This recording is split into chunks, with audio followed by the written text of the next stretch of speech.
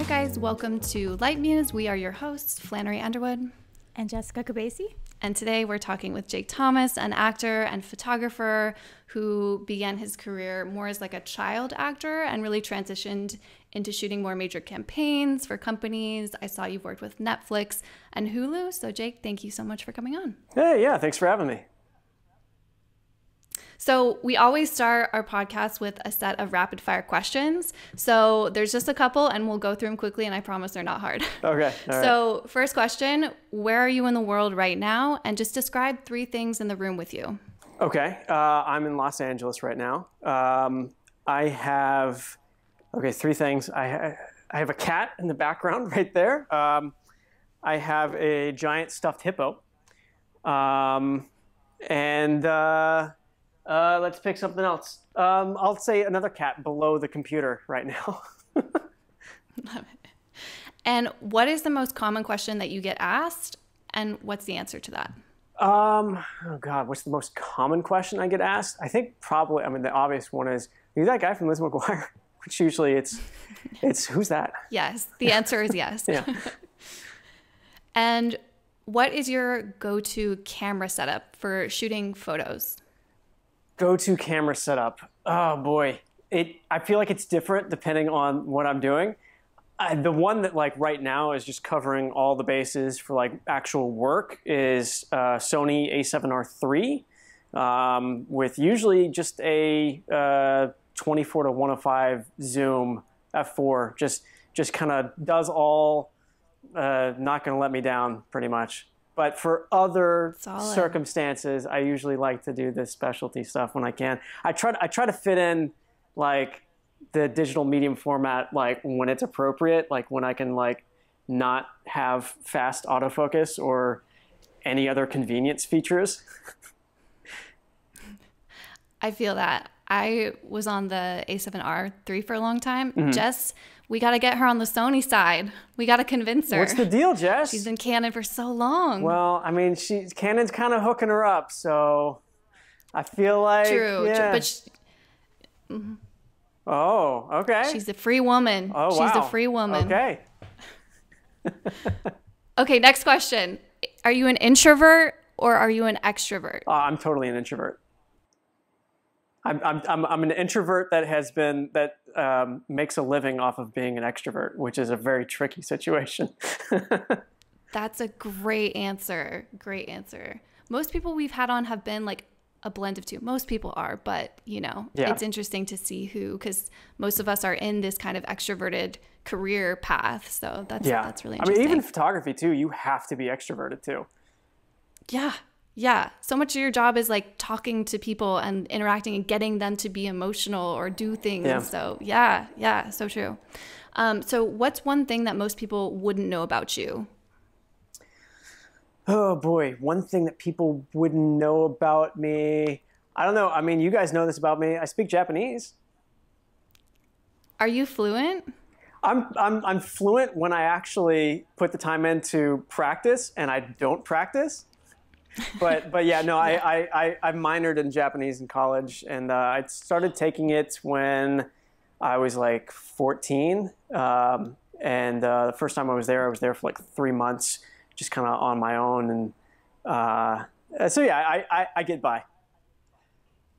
That's kind of how you have to do it, though. You gotta live there for a couple months and just I know, yeah. Get it in the repetition. You really do, yeah. And next question, where's the coolest place you've traveled through your work? Is it Japan? Have you gone to Japan through work? Coolest place? I actually have gone to Japan to work. I did a little bit of an interpreter job for this. Oh my God, and he's saying he's decent? Come on, Jay. I know. You're not fooling anybody. You're I'm a full-time interpreter. No, not full-time, just a couple times. But no, I did one. Part-time. I did one for this executive corporate event for Toyota. And it was at Fuji Motor Speedway in Japan. In the Gotemba area, outside of Tokyo, at the base of Mount Fuji. And the Toyota or Lexus has this supercar called the LFA, and they were just doing laps all day in this supercar, which is God, I don't know. I think they were selling it for like $500 to like $1 million, something like that. But I got to go around a lap in Fuji Motor Speedway in a Lexus LFA. That was probably the coolest thing I've ever gotten to do for a job. But it wasn't photo related, unfortunately. It's okay. It doesn't have to be. Yeah. That's really cool. And then what's like your guilty pleasure, either food or TV show, something you love to binge? Guilty pleasure. I think some, like right now it's 90 Day Fiance. Yes, we have so much to talk about. We are going to talk about this afterwards. But I've literally only been watching it. I've only been watching it for Ed and Rose. Yes. Oh my God! Did you see how he massaged her feet? And he's like, so funny. But he like is so blissfully like sweet. I feel so bad for everyone. He's not. I feel so bad for everyone. I know. Dude, he told her that her breath stinks and that he gave her a freaking toothbrush with toothpaste. Like, that's so rude. I haven't seen that episode. So mean. Oh boy. I mean, not that it happens. I'm just if he were to, Okay. It's fine. Spoiler alert. True. Watch it. It came out today. It came out a couple days ago, but you should watch it. Okay. Jake. It's a good one. And the next question, which app do you spend most of your time on? It's a tie between 3: Reddit, Instagram, and right now TikTok. You're the 100th person. TikTok is on the list. I'm addicted. I mean, it's still like trying to the get next Jess on the thing. bandwagon. Yeah. It's the fact that the new content that comes up every single time is from different people. On Instagram, you're seeing the same people continuously. Yes. But on TikTok, like the discoverability is so high and they're all so funny. It's like Vine 2.0, but better. Oh, and the thing too is it just changes and grows so fast. Like you see like trends and like content like come and go in a matter of like a day. Are you putting content up on TikTok? I need to be consistent with all social media, and I'm really not. I was for a little while consistent with TikTok, and I'm trying to ramp it back up again. But I feel like now TikTok is like whenever just something like kind of hits me, and I'm like, I need to record this, and I'll spend like the next 30 minutes just recording it. But until then, I'm just waiting for that inspiration to strike. Totally. Yeah. They're so short too that you have to be like in the mood to do one. Yeah. But I haven't stooped so low as to do any of the dances. I'm too old for that, I haven't either. You're right. Yeah. Yeah. There's a time and place for that. True. Okay. Last question. Where can people follow you or find you online?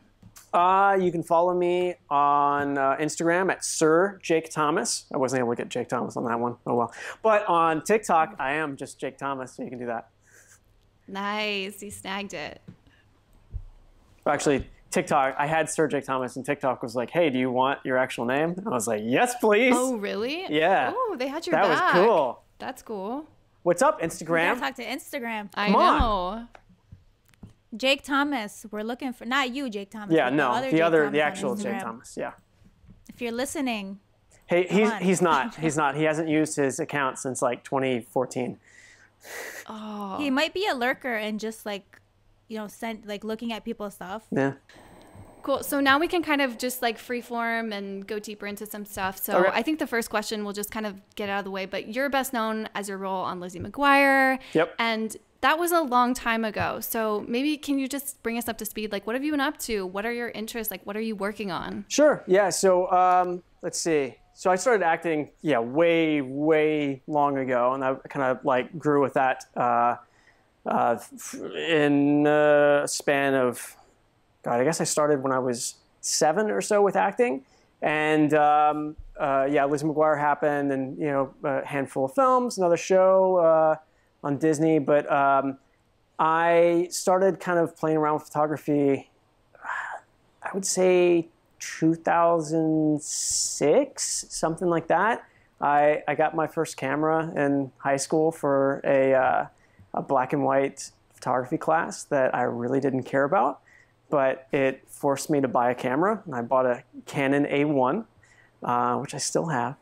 I just kind of, I don't know, I didn't really care about it. And then a couple of years later, I picked it up again and I started playing around with it. And I knew how to, the basics of how to shoot and everything. And I don't know, that's when the hobby actually started growing. And about, I think 2008 is when I got my first digital camera. And it kind of went from like, I was shooting like street photos, like kind of fine art photos. In 2008 or 2009, I placed second in Carl Zeiss's international photo competition. And things just kind of got like really ramped up from there. And so I was like, okay. What picture was it? It was, let's see, I think I still have it over here. I've got it on my wall. I'll get it. Oh, nice. It was so the theme of the competition was the pulse of your city, and I took this one, which is it's a janitor mopping the Hollywood Walk of Fame.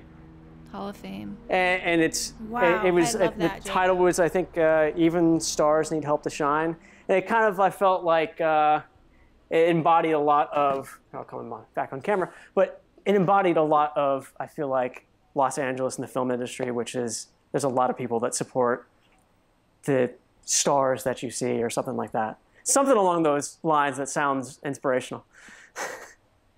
That's like really powerful, yeah. It's kind of like the situation right now with the essential workers. Yeah, exactly. Yeah. The people that we don't realize are so important, but they are there every single day doing the things that we need. And then after that, so I started shooting like fine art kind of stuff, and I did a handful of galleries. And it kind of got, I don't know, to a certain degree, it got kind of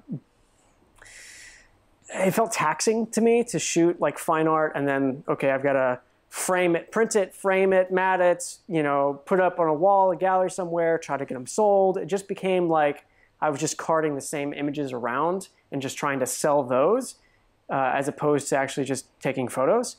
And so I started transitioning more into just taking portraiture. And at the time, I then was finishing up college, and I'd been in college for, I think, like 10 years, but I was actually like starting to like finish it up, and I was like, okay, I need to like pick a major, because I'd taken all the classes and everything.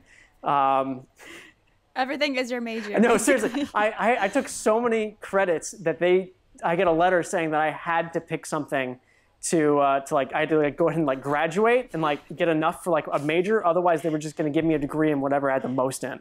So I was like, okay, I'll finish the program. So, because it started off with like psychology, blah, blah. I did at one point electrical engineering. Anyway, I took a bunch of studio photography classes, which I really liked because I'd never used studio equipment before. And I took a couple of classes in that, and then I got some studio equipment, and then once I started using some strobes and like kind of experimenting things, I was like, this is fun.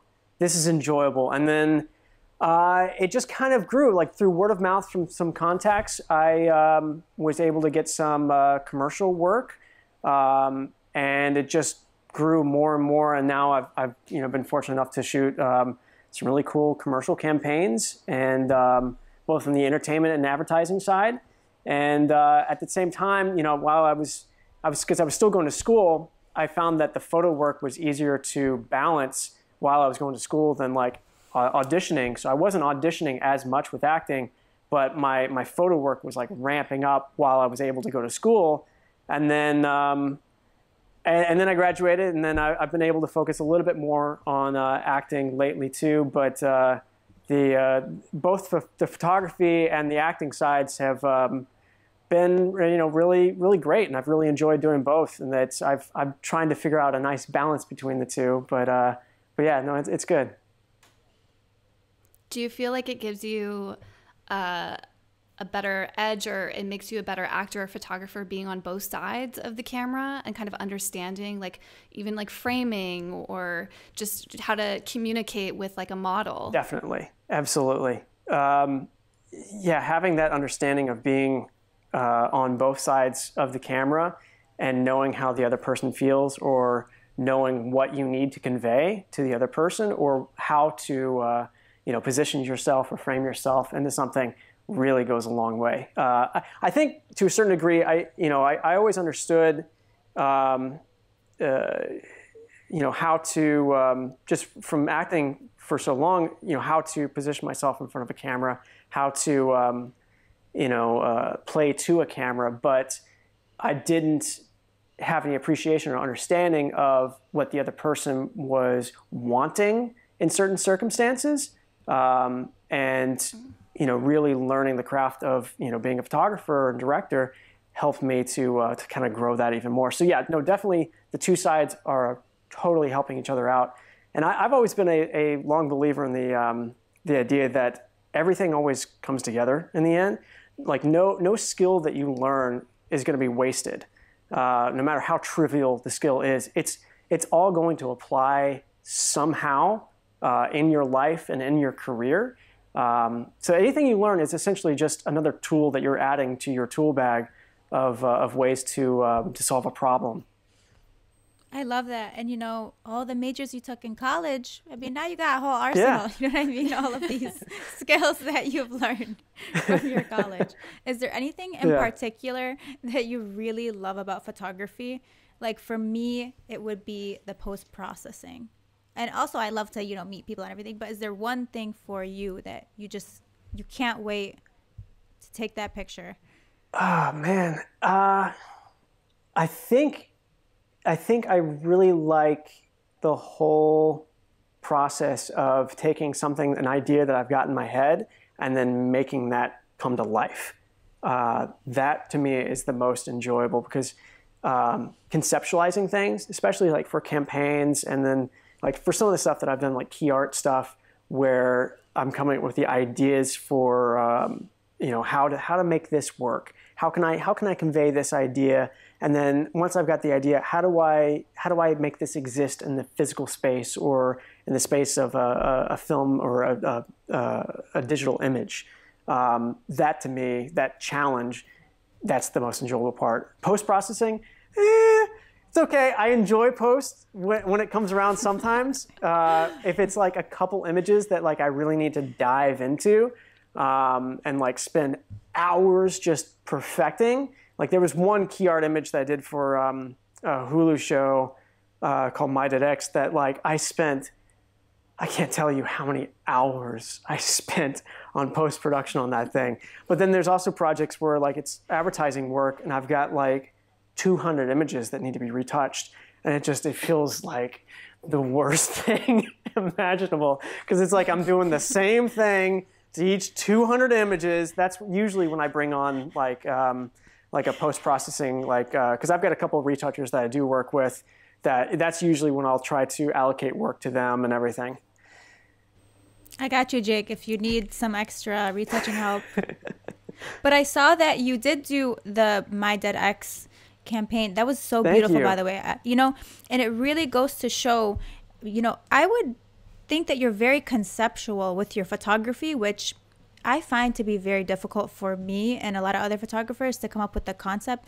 How was that process like for that campaign? Did they just say, hey, you can do whatever, or did you kind of pitch it to them and then they had to approve it? It was actually a very long and drawn out process. And I think most of the campaigns, the larger campaigns that I've done, have all been pretty much the same. It's a lot of bureaucracy, because it has to be approved by 20-something people before something can like actually happen, which is frustrating.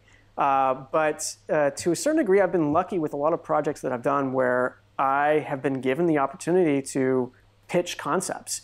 And that one in particular, I was able to pitch I think my original deck had probably 5 or 6 different concepts for what the key art could be.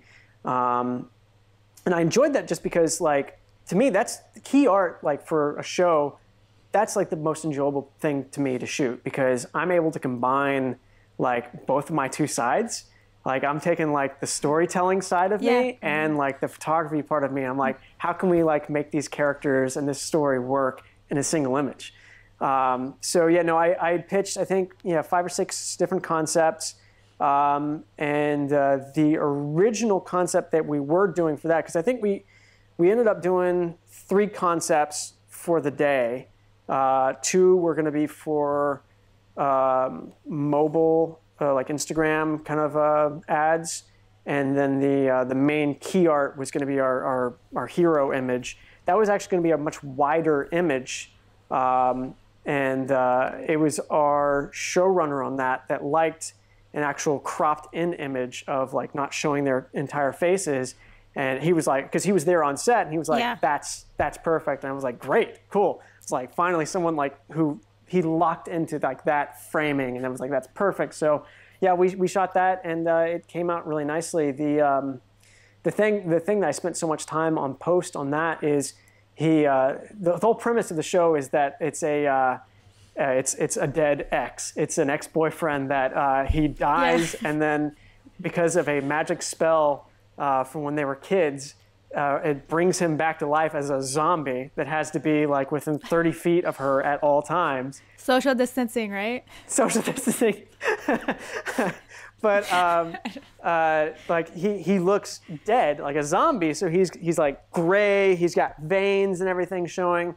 So makeup was there to actually like dead him up a little bit, but that really needs to read on camera. So I spent so much time just drawing in individual veins and capillaries and bruising.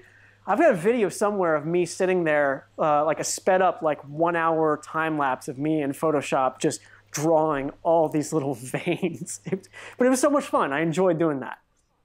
And then for the post side too. That's amazing. You'll have to send us that video. For sure, yeah. And then the post side too, it's like that's another like 2 or 3 week process of like, this needs to go to this person for approval. They need notes. It's just back and forth and back and forth. So it's a whole drawn out process, but the fun is in there somewhere, I promise. You gotta like dig it out. Yeah. Treasure. Yeah. So how much of this process are you responsible for? Because the photographer on a photo shoot, we are responsible for making that vision come to life. So in those campaigns, what are you responsible for? Is it just taking the pictures? Do you tell the makeup artist, hey, I need a little bit more of this? Is that somebody else's job? For the most part on these photo campaigns, I'm the one who's making all the major decisions on how things are looking. I don't have the end-all say-all on things. I have to, if I have ideas and everything, I have to, bring them up. Say, hey, what if we did this instead? Are you okay with that? To people who are higher up than me, and then I have to also take in feedback that they have. But for setting things up, what equipment I need, what crew I need, what the way that I want things to look for like wardrobe, for makeup, for hair. I have to kind of be the point person on this needs to look like this, and then lighting needs to look like this. And I have to delegate pretty much all of these things at once, which is a little bit daunting, but it's also really enjoyable once you kind of like know what you're doing. And then also you have to have essentially a good crew that you work with. And I'm fortunate that I have a number of people that I really enjoy and I trust working with, that I can say, hey, I need the lights to look exactly like this. I need to go and do this to make this work. And then they can go and do that. Although they tell me that I do, even though I delegate some of that, I do like to go in and tweak things and do things myself. We have to, though. Yeah. You have it's to do it. It's never-ending tweaking. Yeah. So I was going to say, I think that's a really interesting just thing to understand in terms of approvals and transparency, especially on the larger the campaign. Starting out with that pitch deck, and then once you're on set getting real-time approvals and adjustments, you're almost protecting yourself as a photographer, because you don't want to just be like, oh yeah, I got this, because whatever's in your head is not what's in their head. Yeah. And if you just did that blindly, at the end they'd be like, wait, this is not what we wanted. And so like it's so much about the transparency, and I think that's you're so right. I'm curious, like, what's your process like when you send out a pitch deck? Like, what do you do to prep that? Like, where do you find inspiration? How much time do you spend on that? How many concepts do you usually pitch? It depends on the project, but so like for a key art campaign or a commercial campaign, it's, oh God, probably spend a couple days working on a pitch deck. And it'll be anywhere from like, 6 to 15 pages long. Usually they're set up like a slideshow kind of thing. Inspiration photos I'll grab from just anywhere I can find them. So like just from Google Images, through Pinterest, through like, for advertising, like, what other competitors, like what are they doing?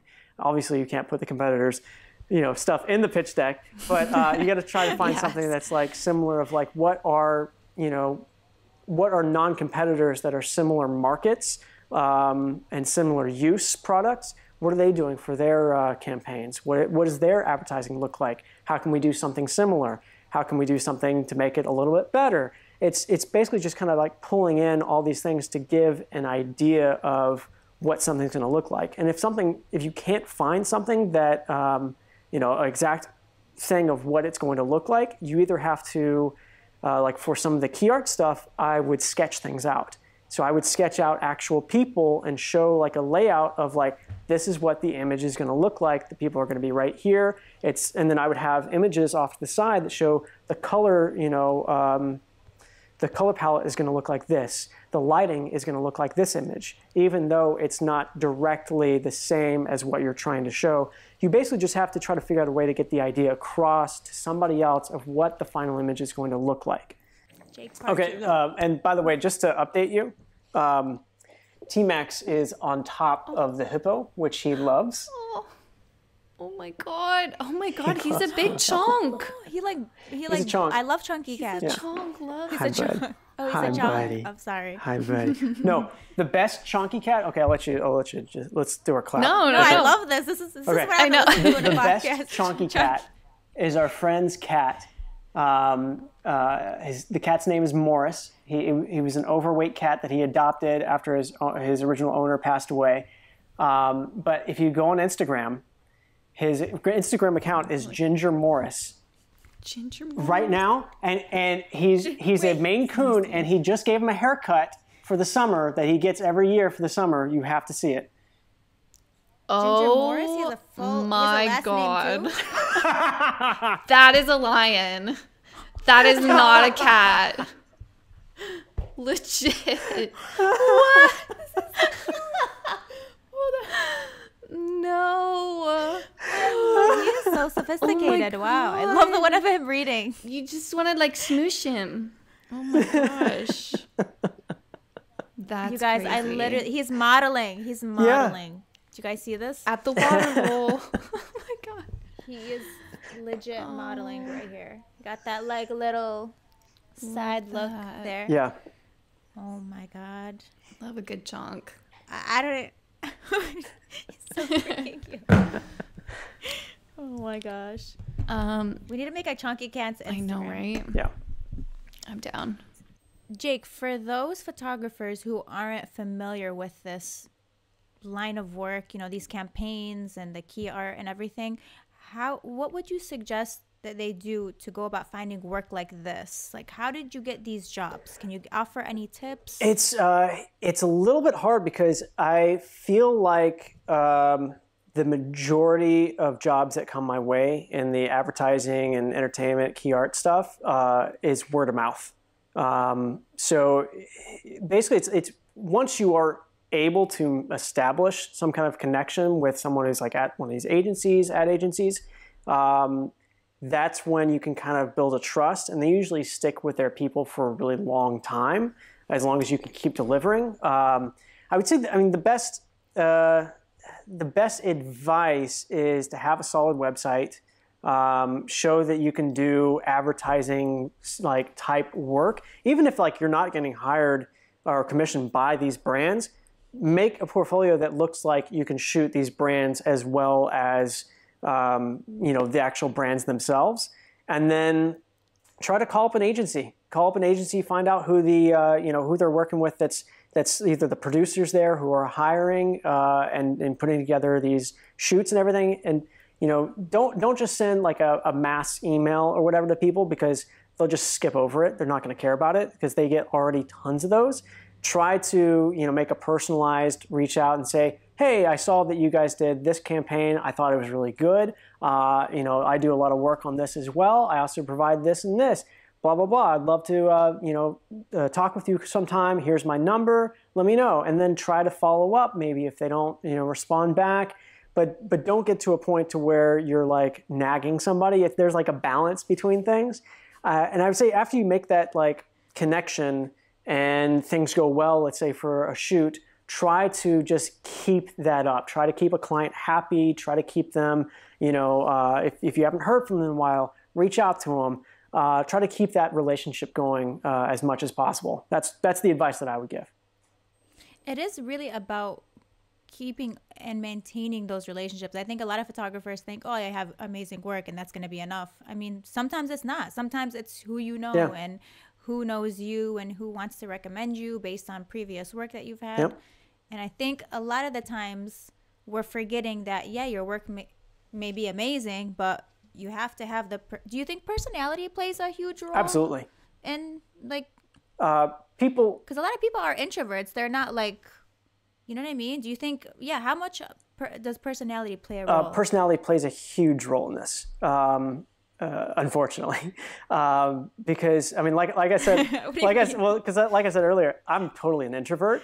But in order to make a living, I have to be an extrovert. So when I'm on set, on a shoot, it's like I'm like just everything's going. I'm like full time. Everything's great. Everything's fine. I can get this done. I'm like going over and talking to client. You sit with client during lunch. You talk with them, you keep them engaged and everything the entire time. After the shoot, after everything's done, maybe send them a little gift or something inside joke, whatever. Make sure to take them out to lunch afterwards. It's basically like trying to try to be the person that they want to hang out with. Because when a shoot comes along, they're not going to call up so-and-so who's like, oh, that person's too serious. They're, they do great work, but they're just not fun to hang out with for a 12-hour day on set. You want to be the person who they call up and say, oh, Jake, he's a blast to work with. Like, call him up because even if his photos aren't that great, he's still great to hang out with on set. So it's like, I feel like that kind of plays into it, which again, it's kind of unfortunate because it's not about the actual work to a certain degree. It's about who you are and the personality that you can convey when you're working with people. It's a balance as with everything, but I would say try to be the fun person, try to be the extrovert. I mean, I definitely agree because I wouldn't want to work with someone for 12 hours if they're not fun to be around or they're not communicating or, I don't know, I'm not like really good friends with. So I think a lot of photographers, because they are introverted, they don't take that extra step to, put themselves out there personality-wise. Yeah, one, I think don't burn your bridges because I can't tell you, even in Los Angeles, even in the world, social media has made it so much smaller and I've run into people way more than I ever thought I would. And word of mouth really does get around. I also think, we hopefully will have a lot of photographers listening to this podcast, and there are certain kind of areas that people can go into that maybe don't require as much social interaction. Like if you do like product photography, or I was even thinking like baby photography, you don't have to like sit down and like chat with the baby for like an hour. Like, you know what I mean? There are certain like avenues that you can do. The mom, I know. Exactly. She's probably going to be napping, Jake. She probably hasn't slept in so long. Yeah, it's true. But I think for someone maybe who really like suffers from social anxiety or has a really tough time but has a passion for photography, maybe that would be a better avenue for you to start in. Maybe product photography is a great like first step for you to kind of like get the client work and the communication going, and then, build repertoire with like models or other clients or people coming into the studio. So yeah, absolutely. And even with product stuff too, I know of some photographers, and I've done this to a certain degree with some stuff, but there's ways to set up a host server or whatever within a shoot where you can just send them the link and they can watch the images come in live, and then they can rate them and everything as the images are coming in. So you don't really even need to be with client on set when you're shooting for like product and stuff like that. So true. So true. And then it goes back to like Which protecting is great for yourself social too. distancing right now. Yes. Oh my gosh. You know, it's funny because I actually was shooting product at my house the other day, and I was like FaceTiming the client, and I was sending them like little videos so they could approve some stuff. But also because like I didn't want to have it like bite me later on in the edits where they're like, oh wait, we just wanted that a little more this way or something different. So yeah, definitely helps. I think like one big question I have for you is, you know, a lot of child actors have a difficult time transitioning into another career or something different. I mean, you've clearly made that transition seamless, but what do you think really helped you? And like, how did you make that go so seamlessly? It's a difficult question to answer because there's so many things that go into, you know, making the transition as like a child actor to an adult actor or to anything else, a functioning person in society. There's not a lot of great examples, unfortunately, of, you know, people who grew up as child actors and everything. I think for me personally, I think my parents had a really big role in that. My parents were always super supportive of, you know, whatever I had interest in.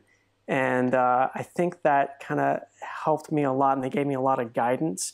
I think my dad too. He'd always, you know, really wanted me to have a whole set of skills other than just acting, so that I always had something to fall back on just in case, kind of thing. I think that's kind of played a big role in my life, of like that mentality of like always have more than one things that you do, or just always bring something else to the table.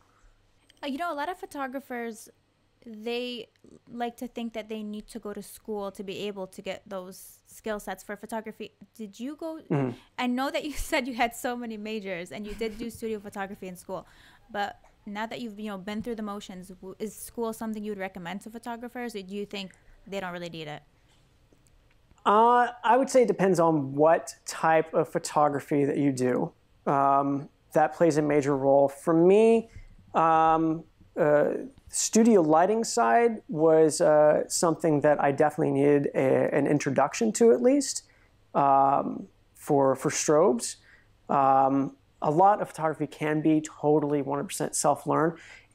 The one thing I will say, though, is that if you want to make a living off of photography, if you want to make a business out of photography, you need to know the basics of how to run a business, how to license your photos, like what kind of things play within you know, making money off of photography. Otherwise, it's going to be very difficult, and you're going to be learning along the way, and you can't expect your client to know you know, how much your license is for 2 years, for online only, that kind of thing. You have to know these things, and you have to know how to implement them within a business model. That's the one thing I would definitely recommend for all photographers, is take some business classes. Know what's involved with the business of photography. I was fortunate. I had a professor in college. And I didn't major in photo at all, but I took like 4 or 5 classes in photography. Of course you did. You did all the classes. I took these 2 classes, 2 semesters with this one professor who he was like a photojournalism. He was a photojournalist, and he also taught at CSUN. But his whole thing is the business of photography. If you want to look him up too, he does seminars and everything. His name's Todd Bigelow. He gave me tons of resources on, you know, how to run a photography business, and to me, it's been extremely valuable to know that. Do you have representation? I do not for photography. I've pursued a little bit with trying to get representation. I'd reached out to a couple people. And then after talking to a couple of the photographers that had reps in the past, it kind of made I don't know. It was a catch-22 a little bit with if you want to be represented. The only people that photo reps want to rep are people who are already, so established with their client base that they are at a point where they can't take on any more work. And unless you're at that point where you are so overwhelmed with work that you need someone else to negotiate things for you, that's really the only time that it makes sense to bring on a photo rep. Because otherwise, just like with acting reps, because I've had an acting rep since I was like 7 or so. It's the same kind of mentality there, but a rep is going to take a cut of whatever you're making. So always keep that in mind. They're not repping you for free, and they're not always going to bring you tons of work. You have to have that client base already built up. They can bring you a little bit more, but they're looking at you as someone who can bring them money, not the other way around. So just keep that in mind. That's at least from what I've learned with photo reps and my take on it. Honestly, a lot of photographers don't have them, and my friends, some of them have had them, and they were like, I was not really getting as many jobs, and I've heard of people like firing their reps after like a year to get out of a contract with them because they weren't getting them. They were like, oh, I could have gotten this job on my own, basically. But I think you're doing amazing without any representation. You are your own rep, you know what I mean? Yeah. Especially with social media, it's like having your own Instagram as a photographer, or even now like a TikTok or YouTube with Jess. It's like, you've gotten so much exposure through these social media outlets that I find it so weird because, I talk to so many makeup artists, people who do like glam work. You have to have representation. It's almost a part of the structure and the culture to have, even if you have like, 20, 30,000 on Instagram, pretty much everyone is repped, and it's almost like the system, once you're in again, then that's how you really get like out for these jobs. But yeah, with photography, some reason most people I talk to are asked, they just don't have representation, which I find really interesting that photographers out of everyone on set are pretty much the only ones without, reps. Are you part of any union at all? Like, have you done any union work as well since you're here in LA? Well, so I've always been, SAG-AFTRA.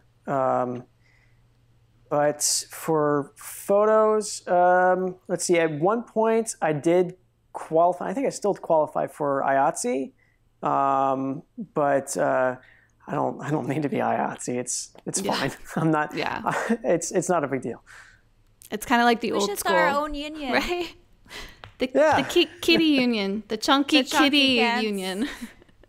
But I will say I do, and I have for a number of years, used PPA because of their liability insurance that they have, the policies that they have.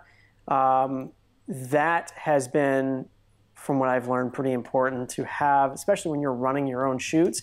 Having liability insurance when you have, a crew of 10, 15 people, and you've got a lot of people on set, and you are the one who is paying everybody and hiring everybody, being insured is good. So that has been definitely very, very good to have.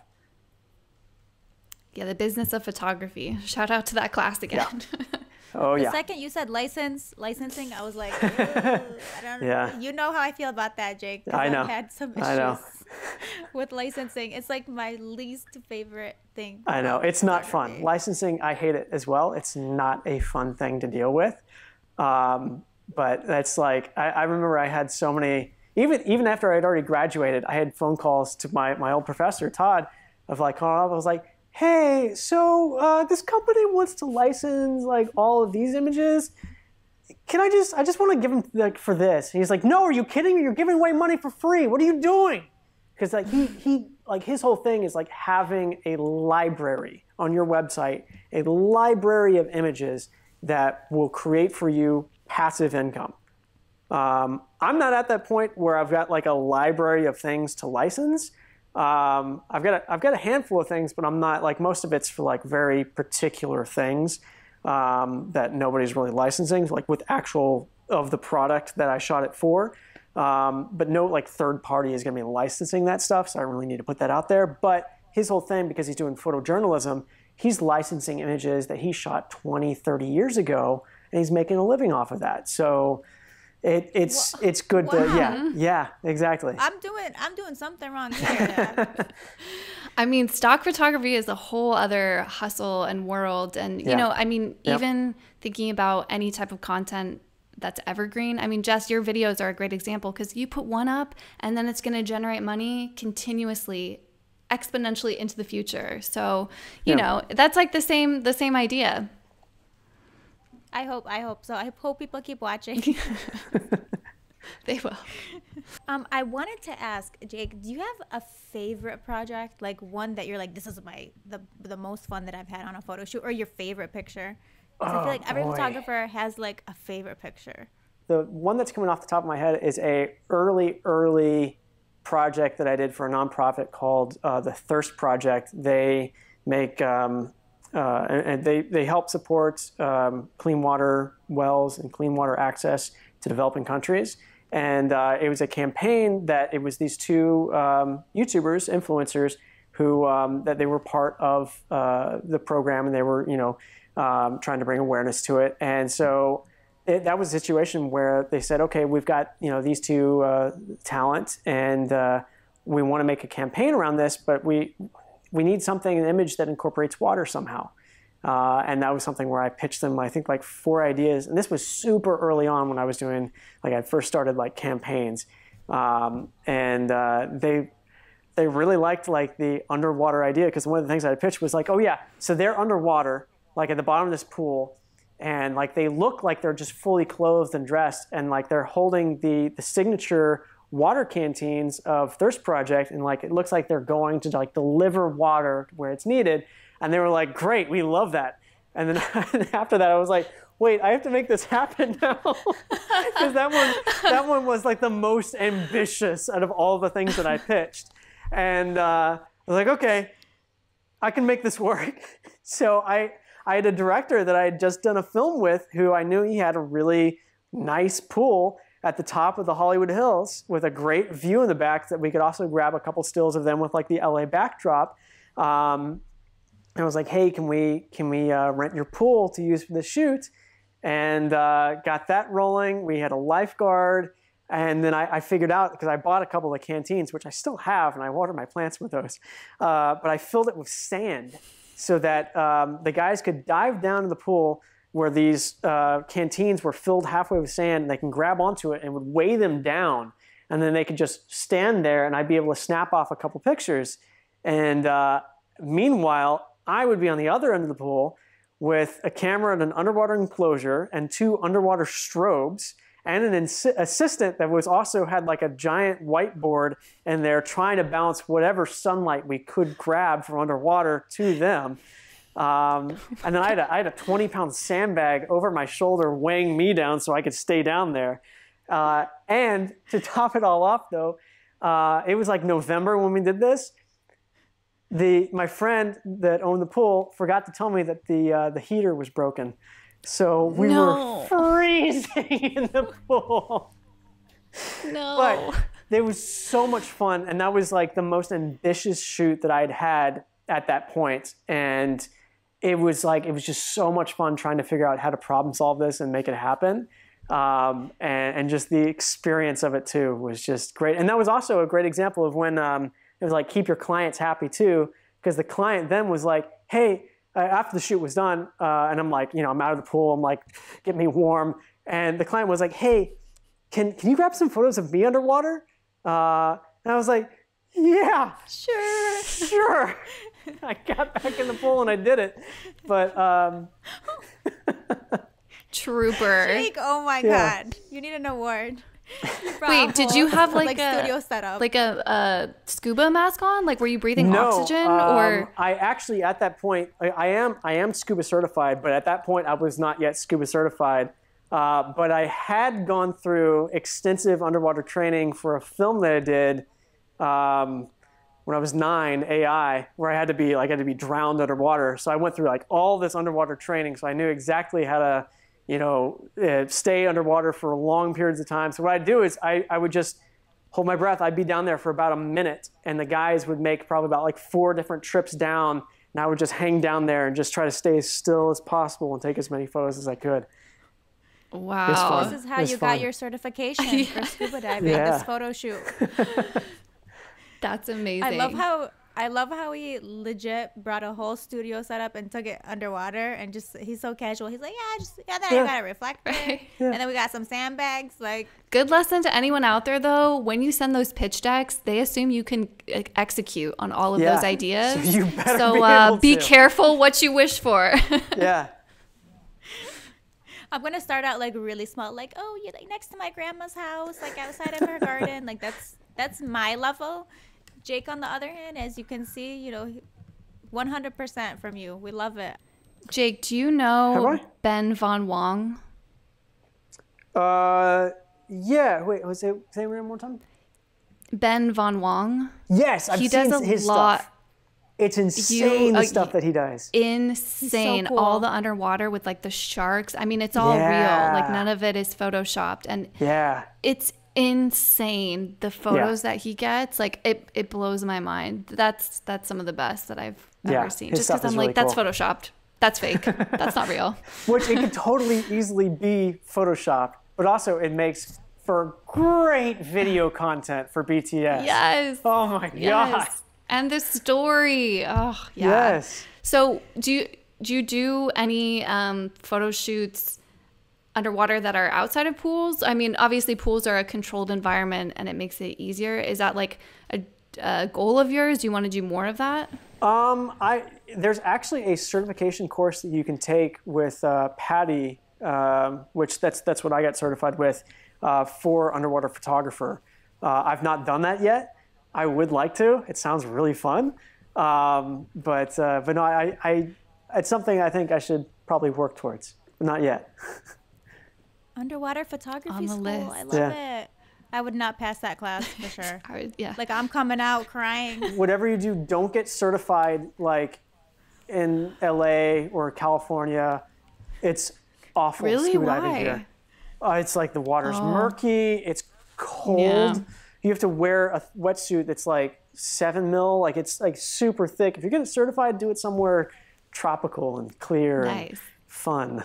Yeah. Bahamas. Yeah. Bahamas. Exactly. So you've worked with a lot of big celebrities and influencers. What tips would you have for photographers on, the interactions and, just reaching out to them, or just the basic interactions between these people who are also humans like us? And You got very broad at the end. I was with you until the end. I can't ask it. I'm terrible. But no, I mean it's working with anybody. I mean I guess with talent and influencers, actors more so, but they have an idea of what they look like and what they want to look like, how they want to be portrayed.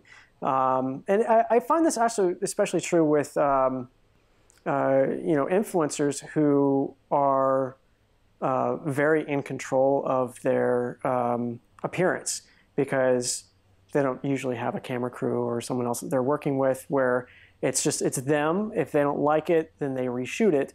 They have a very clear idea of like how they want to be portrayed. Sometimes you have to keep that in mind. It's not about how you think the photo should look or how they should look on there. You want to make them feel comfortable so that they look good and they feel confident in how they look. You got to reach an agreement essentially with your talent. Of make them feel comfortable, make sure that they understand that like, look, we're on the same page. I want to make you look good, and like you want to look good, so let's work together. That's the kind of feeling that you wanna go into it as, because sometimes when a talent is coming in, they see you as the enemy, as the photographer. It's like you're threatening because you have the power to make me look bad. So it's sometimes it can be a little bit hostile. Ooh. So you want to basically just get rid of all that hostility and say like, look, we need to be on the same page. We're working together. We're going to make some great stuff. That's the advice that I would get, is like try to have that mindset, try to convey that mindset, and then everything will be beautiful. I love that advice. Also, just the fact, I've never thought about it that way, of influencers are in complete control of their image. Yeah. Even the girl, you know, like a little bit of Facetune here and there, when you see them in real life, you're like, ooh, who's that? You know, it's like, but 100%, they are putting out exactly what they want to look like, how they want to be represented. And I think that's a really good reminder too, that not everything you see on social media is real. It's all curated to some level. Yep. You know, making sure that your talent is comfortable, they know what the images are looking like as you're taking them. Take breaks, make sure they're comfortable. Are you okay with this? Is that okay with you?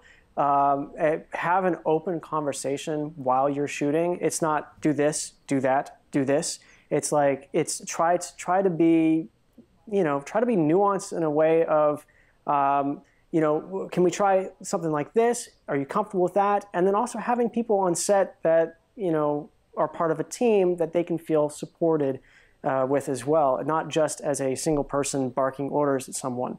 I think those things kind of come into play of making someone feel comfortable. Who's been like one of your favorite collaborations, or someone where you just like vibed with them, you love the content, like you had a really good time? Jay Versace.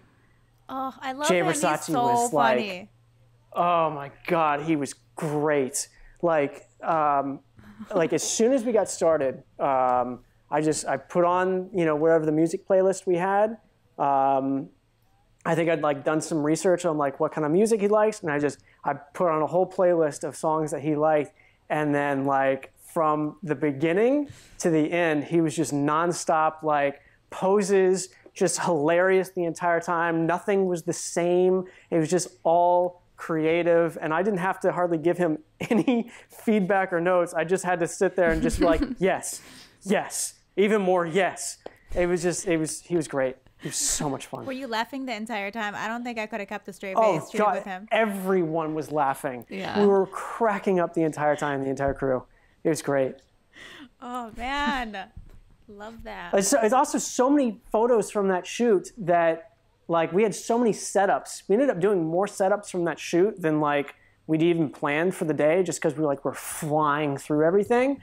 So, like, I have so many sets from that shoot that never got published, which like kills me because some of it's so cool. Just post them. Just post them. Just post them. Can you? You can't. I don't think I can. I don't think I can. No. Just be like, oops. Just like have somebody leak the pictures. Maybe in like a year or so. I mean, no one's gonna know. No one knows. Jake, I'll leak it for you. Just like send it to my Instagram. It's fine.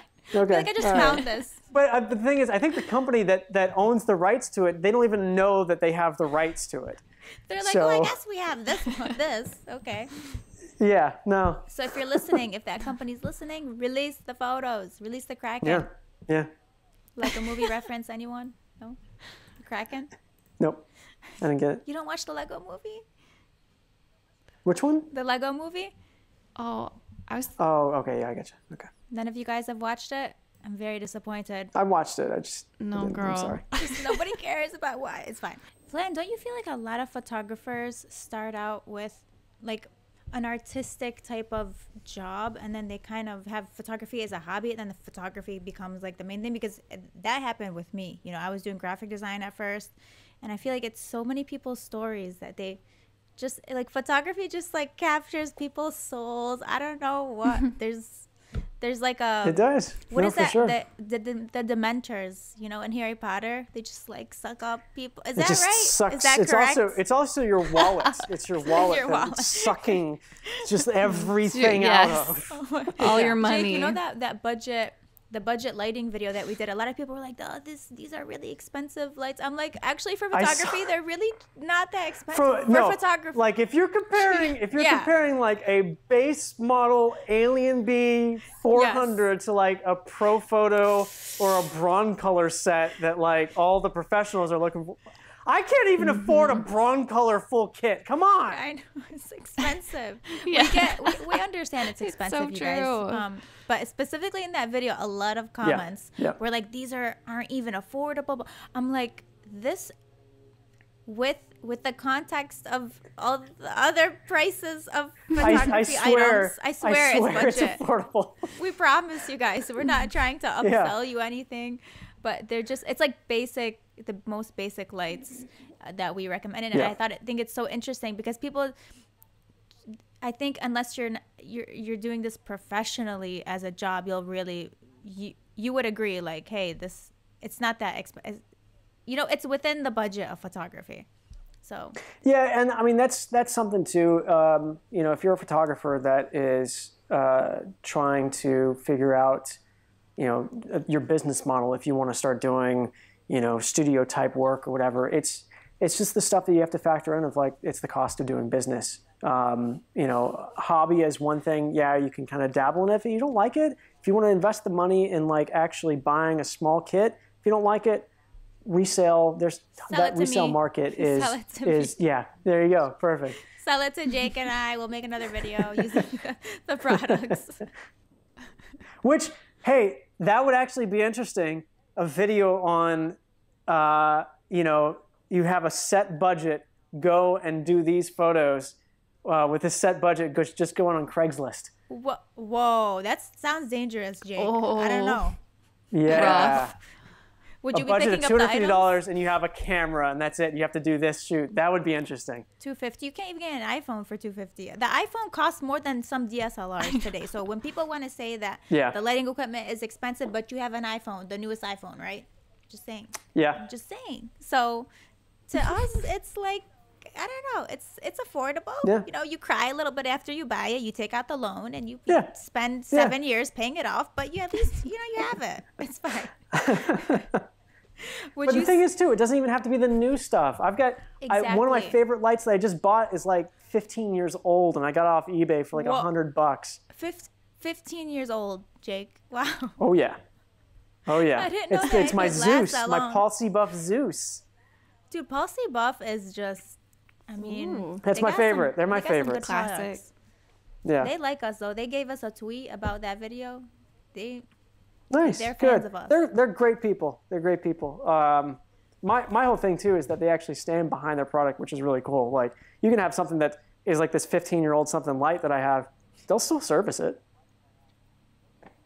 Imagine they're like, no, this is 10 years old. We're not gonna service this. Just buy another one.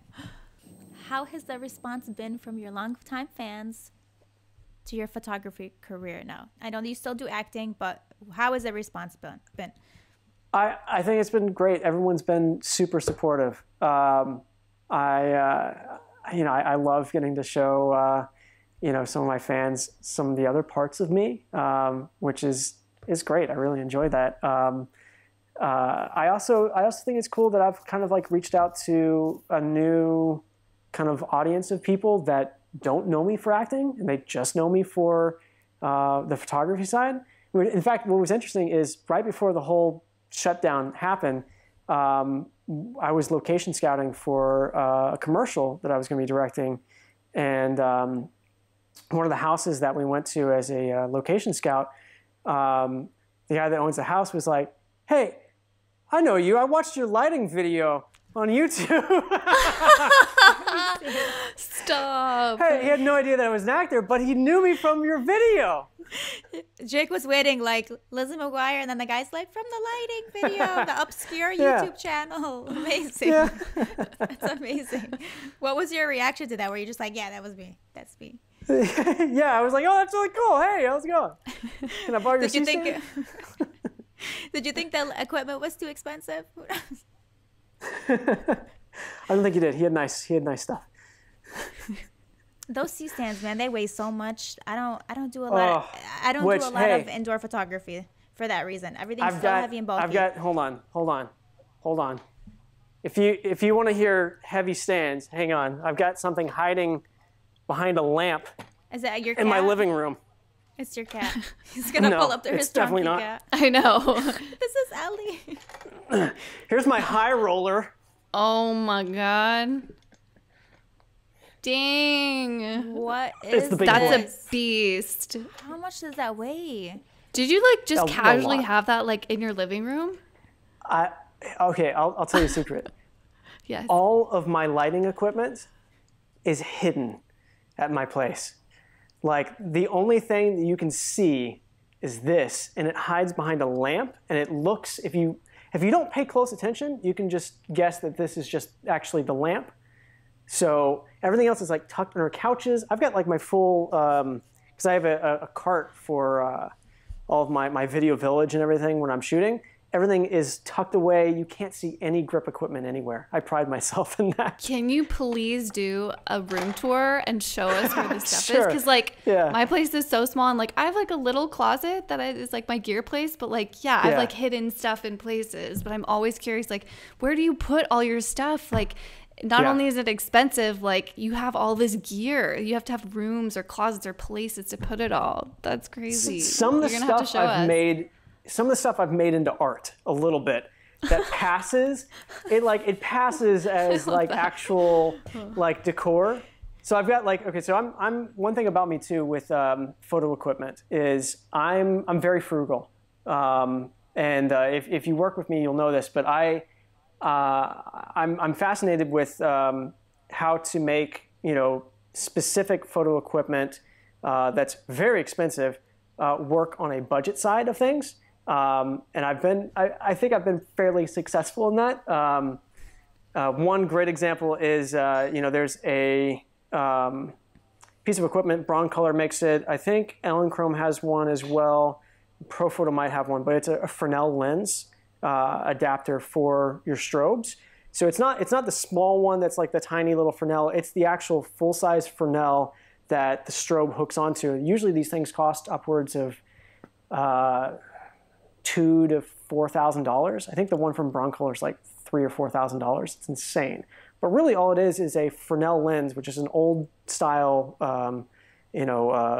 hot light for motion pictures. So I made my own from a Craigslist. Oh my gosh. It's gonna be like a vase or something with like a plant in it. I know it. No, It's no, like a YouTube video. I love it. I got to take the actual. I've hooked up a Hue light bulb on the inside. I got to take that out first.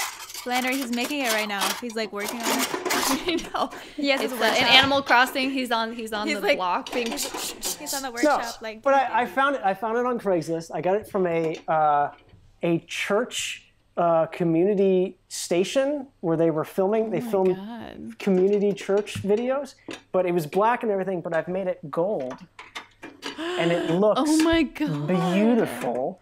And I've cut It's so open the pretty. back. I've cut open the back, and I've put in a baby pin. The baby pin in the back right there. I can mount a strobe, and then now I have a focusing Fresnel lens. And it creates an awesome hard light that is super, super cool. Whoa, that This just is what blew I'm my talking mind. about. 20 So bucks. wait, where did you find that? $20 on Craigslist. Church. Craigslist. Are you kidding I was me? like church. I Dude, just heard the church I'm story. like typing church. up Craigslist right now. Like, Yeah. We need my a God. photography DIY channel to appear. Oh yeah. right? I just buy anything. I mean, not anything, but I could not make anything. So I'm not very hands-on DIY. I was going to say something, but I forgot because I was like Oh no. shocked by the Anything light. else, Jess? I know. Oh, I was What going were to we say, talking about okay, before? I remembered. I remember what I was going to say.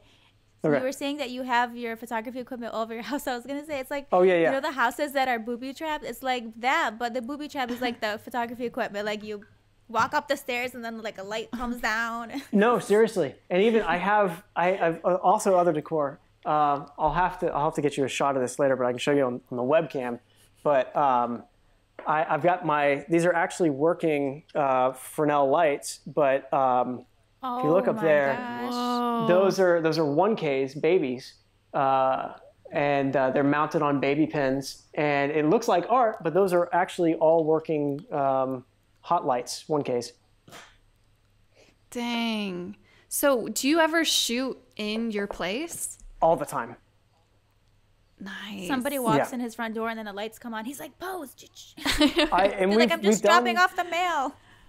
We've done like actual, even commercial shoots here And I think we split some stuff up because like there's a coffee place that's like right behind where I live. We rented out that coffee place after they closed to do an entire shoot in there. We did half of it in here.